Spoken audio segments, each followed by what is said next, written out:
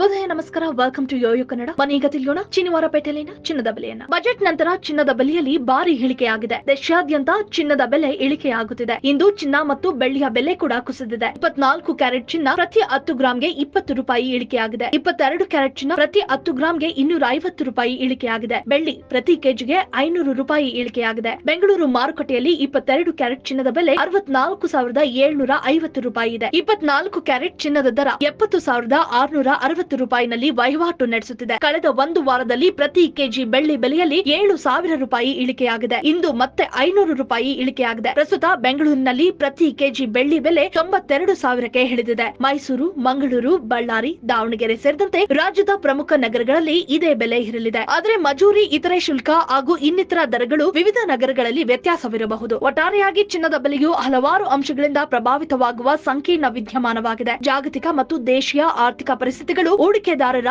ಭಾವನೆಗಳು ಮತ್ತು ರೂಪಾಯಿ ವಿನಿಮಯ ದರಗಳಂತಹ ಅಂಶಗಳು ಚಿನ್ನದ ಬೆಲೆ ಏರಿಳಿತಕ್ಕೆ ಕಾರಣವಾಗಬಹುದು. ಈ ವಿಡಿಯೋ ನಿಮಗೆ ಇಷ್ಟವಾದಲ್ಲಿ ಲೈಕ್ ಮಾಡಿ, ಶೇರ್ ಮಾಡಿ, ಸಬ್ಸ್ಕ್ರೈಬ್ ಮಾಡಿ.